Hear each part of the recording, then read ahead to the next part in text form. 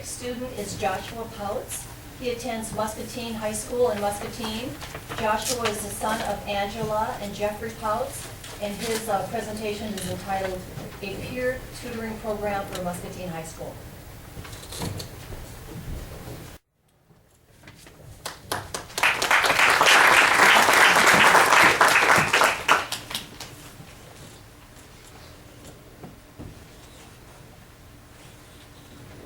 I suppose I could have called in the whole of the Army, but what was the use? All I had to do was call in Main Street itself. This was Hoover's response when faced with the Great Mississippi Flood of 1927. He could have flexed his political strength and called in tanks full of soldiers to help with the cleanup, but instead, he relied on the community and the resources he had at hand. I didn't recognize it at the beginning, but this same community-focused mindset was the start for my peer tutoring program.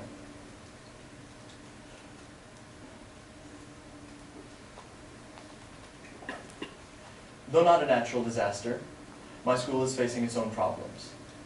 The current school-wide goals are to reduce Fs by 50% and increase college readiness through AP classes and increased ACT prep. These goals have been steadily met over the past 2 years. So, who are helped by these two programs? Here, on the right, are the failing students, and on the left are the AP students. But the vast majority are underserved by these two programs.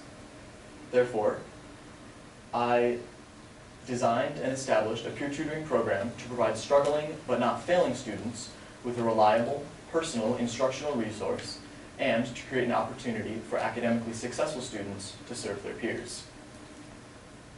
So, where to begin? I started off by writing all of my ideas down on sticky notes, which I stuck to my bedroom door, which I see every day. I was going to bring my door in so you guys could share in this, but my parents wouldn't let me, so a scale model will have to do. Once I'd written down and organized my ideas, I saw that they fell into two distinct categories: preparation and implementation. The preparation phase had 3 stages: research peer tutoring, recruit Main Street, and raise support. Over the summer, I researched existing peer tutoring programs, contacted Iowa State University's peer tutoring program, and surveyed all the teachers at my school.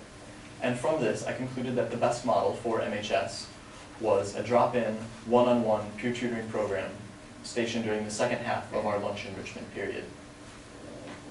And that was my first sticky note complete. But even with my sticky notes and research, I was a little bit stumped as to where to go next. I had my vision, but I needed guidance. So I went to Main Street. I contacted first my aunts, Sarah Luke and Amy Blythe, and they gave me invaluable advice regarding scheduling volunteers, approaching local businesses, setting a timeline, and raising awareness for the program. My next stop on Main Street was my teacher, Mrs. Hirschfeld. Early on, she offered to be the teacher overseer of the peer tutoring program, and she's helped me a lot as we got the program started. So, another note done. With my workers and research complete, I was ready to raise support. I went to my principal, Mr. McGrory. More than anyone else, he's been an advocate of this program. Before I had even approached him, he had read my proposal and was preparing his own ideas for what the program could be and do for our school. He encouraged me to raise my goal and start by the 3rd week of classes as opposed to the end of 1st quarter, which would have been last week. But he also encouraged me to start with only the math department. After this meeting, he put me in contact with the rest of the administration and the math department, and we have scheduled many meetings since then. After school support, I was ready to raise some financial support. Now, why does a peer tutoring program led by student volunteers need funding, you might ask? Well, first, I needed money for publicity, but more importantly, my peer tutoring program has an incentives program. So the students who stop in and receive tutoring are also able to enter a bi-weekly raffle with prizes provided and funded by local businesses. Through my meetings with these community leaders and business owners, I was able to raise $1,400. And just like that, I could see half of my door again. Preparation was complete. And with the first day of school quickly approaching, implementation had to begin. Like preparation, implementation had 3 phases: the workforce, school-wide awareness, and public awareness. First, I needed to rouse my workforce from a relaxing summer vacation. I attended the first math department meeting of the year and discussed the program in its entirety with them. I focused on their roles in selecting tutors and working with them once they were paired with a teacher of their subject. Then, during the first 2 weeks of school, I found tutors for each one of the math courses offered at my school. With workforce complete and everything set in place, I had to make sure that my school knew.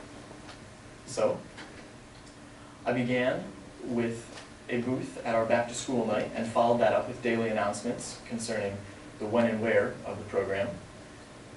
But most importantly, I spoke to every student at my school. During the first week of classes, I attended the grade level meetings and spoke to the freshmen, the sophomores, the juniors, and the seniors. As you can see, I was remarkably consistent in my presentation, but actually I just forgot to have someone take pictures until the senior grade level meeting. But now that the school knew, I wanted to make sure that their parents did. So I contacted my principal and had him include information on the program in his Muskie Update, a weekly newsletter to the parents. And I got the peer tutoring program on the first page of the Muscatine Journal. And so, implementation was complete. Woohoo! Everything was in place. Through preparation and implementation, I had implemented the program by the 3rd week of classes. So, what benefit has this program had? Its benefits fall into 4 places: the tutee, the tutor, the school, and the community. The most basic benefits of this program are to the tutee.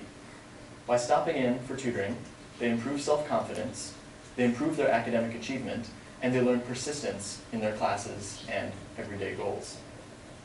Here are some quotes from tutors who've stopped in so far. But beyond the tutees, the tutors also benefit. Tutoring provides frequent review of the material that they teach. It creates pride in helping their fellow students and improves their communication and teaching skills. Let's hear it from Michael Kistler, our Algebra 1 tutor. Well, it's a good experience to have since I'm interested in becoming a math teacher, and I would look like a bomb diggity to anyone if I put that on my resume. Sounds good, thank you. A little background to that, Michael Kistler is one of my Michael Kistler is one of my best friends and was one of the first tutors to approach me and join the program. And he's been working really hard this year to bring bomb diggity back. So if you guys could take that into your notes on this presentation, I'm sure he'd appreciate it. Next. Peer tutoring also has a benefit to the school as a whole. Peer tutoring is a cost-effective means of targeting struggling students. It reduces failure, and it creates an academic atmosphere in the school. Let's hear it from my principal, Mr. Mike McGrory. A principal's perspective, it's probably has had dual benefits. One I see initially is just helping students be more academically successful in our high school because they're getting academic support that they wouldn't get if we didn't have the peer tutoring program. Then I think the other aspect is there's a lot of mentoring that's going on here in peer tutoring too. And I think our students have benefited tremendously from that as well. And then I just think finally, students, when they learn from other students, it can be more powerful than maybe learning from an adult. Thank you. Finally, peer tutoring has a benefit to the community as a whole. From the community leaders and business owners that I met with, it was made abundantly clear to me that investments in education are investments in Muscatine's future. Here are Aaron and Susan Eversmeyer, heads of the Muscatine United Way and owners of a business that supports the peer tutoring program.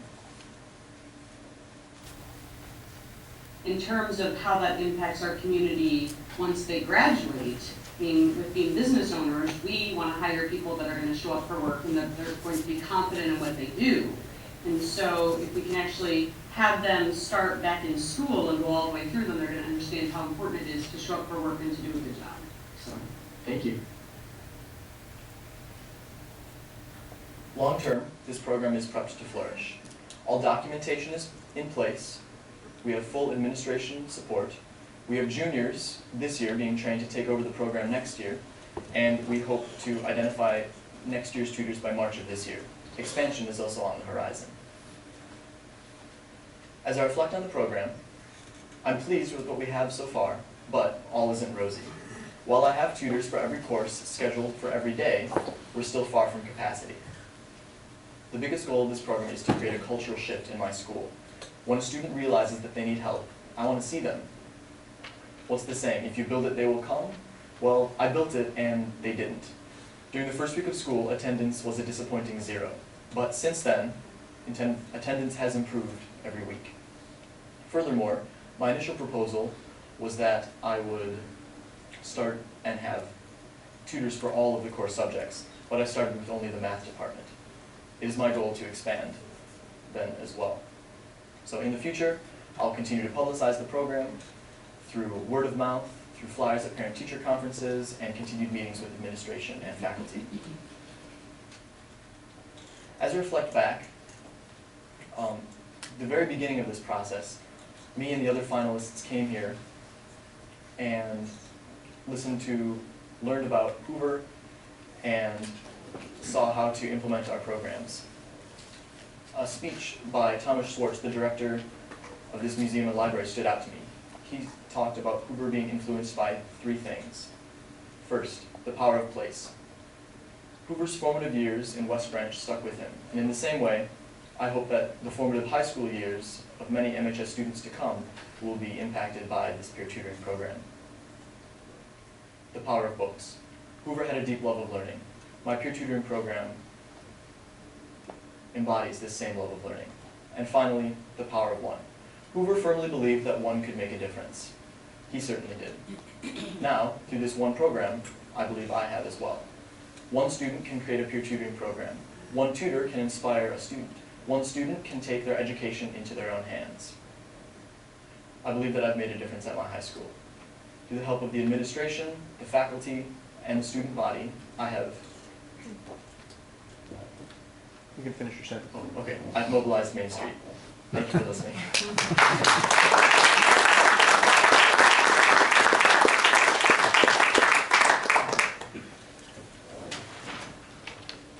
Any questions? Of course I do. Thank you so much. You addressed a problem that we have going on in the schools right now. My BFF is a teacher, and she calls me at night frustrated because she has students coming to class not caring. They have enrichment during the day. She's always there during enrichment. Children are failing their class. Parents, well, maybe one, comes in and says it's her fault.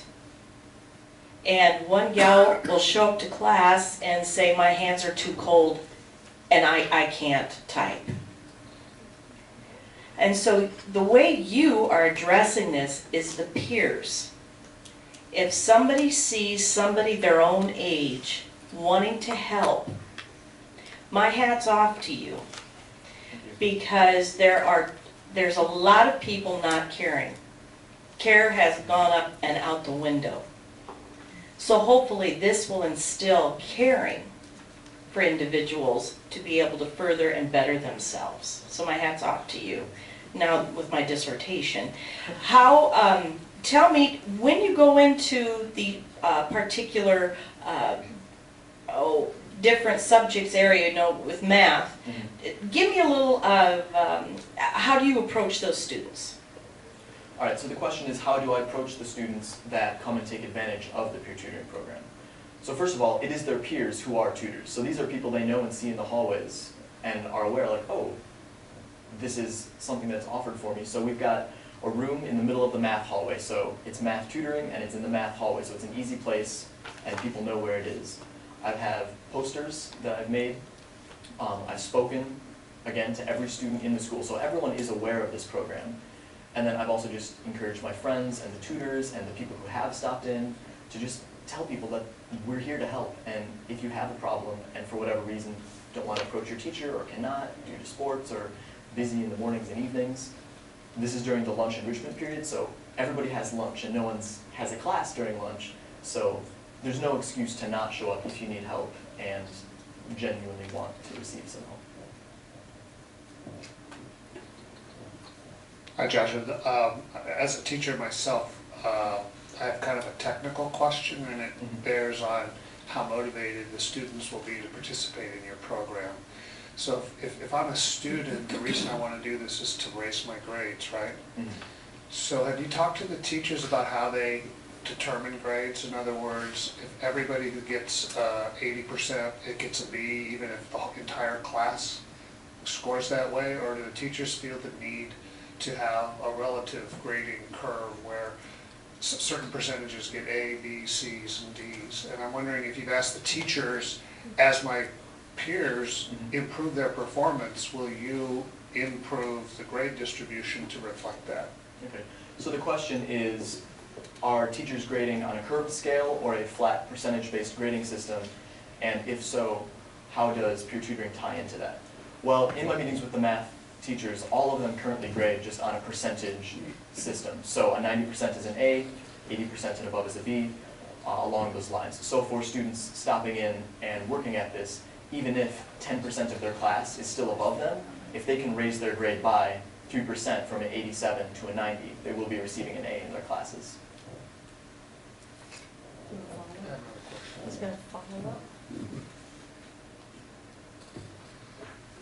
So to follow up, you said that you began with not very many students participating and maybe more are now. Have you thought about using students who have success to publicize that so that other students might want to emulate someone who's already been benefited? Have you thought about how you might use the 2 T's to publicize the program? All right, so the question is, how have I used the 2 T's, or have I considered using the 2 T's to further promote the program? And so far, I've only done that through word of mouth. So there have been several who have stopped in, they've received a Subway gift card or a Starbucks gift card, and they've been very excited about that. They've told their friends. And I've spoken to the people who have come in and encouraged them, if you have any other friends who are looking for help, please stop in. But in the future, you bring up a very good suggestion. I could use them over the intercom, maybe over lunch, and say, hey, I've stopped in for tutoring and my grades have risen. I've received a Subway gift card. So everyone else try to take advantage of this. So thank you, that's a very good suggestion. I kind of a follow-up along with that. So I know you've discussed kind of how there's that incentive where if you show up, you get in a raffle and you could possibly get like Subway, Starbucks gift card. Do you see this program continuing to have that incentive piece? So kind of a dual question. And if you lose that incentive piece, do you see that you might have even lower attendance? So the question is, how does the incentives program figure into the long term of this program, and does it affect attendance as it is now? The goal is that yes, this will continue with the program for as long as the program lasts. I currently have $1,400 and we're spending about $20 every 2 weeks for these prizes. So that leaves us with a good 2 or 3 years of funding right now. But then also, I'm going to continue looking for funding as the program grows. I assume that local businesses will be more eager to support once they see that this is a program that is enduring and lasting in the school system. So they'll be eager to invest, again, in education for the benefit of the community. And if it were to disappear, I think that could probably have a small decrease in attendance then. But like I said, the main goal of this program is to change the academic atmosphere so that you're not going so that you have a chance at a Subway gift card. You're going to improve your grades. So long term, I would hope that no, that would not have an effect. But certainly there still will be some students who stop in only to receive a prize or something of that extent. Do the tutors tutor in a private area so that if I were a student and needed help, I may not want everyone to know that I am receiving help from another student in a particular subject? Is this done privately so there, I don't know quite how to word it, so that there isn't any embarrassment? Confidential. Yeah, confidential. So the question is, how confidential is the peer tutoring program? And this is definitely something that I thought about, and in my initial survey of teachers was a big concern. So all math tutoring takes place in one room, and that is a closed off door, so when you stop in, only the tutors and other kids receiving tutoring can see you. Also, I've had my tutors sign a confidentiality statement, so those that stop in, they're not allowed to talk and say, oh yeah, so-and-so stopped in for tutoring and definitely needed it. So tutors are definitely not allowed to do anything in that way. And I also have an email account for the peer tutoring program, so if students who want to receive tutoring have concerns or are embarrassed about it, they can email me directly and we can work something out in that way. Thank you. I guess that's all of our questions. Thank you. All right, thank you so much.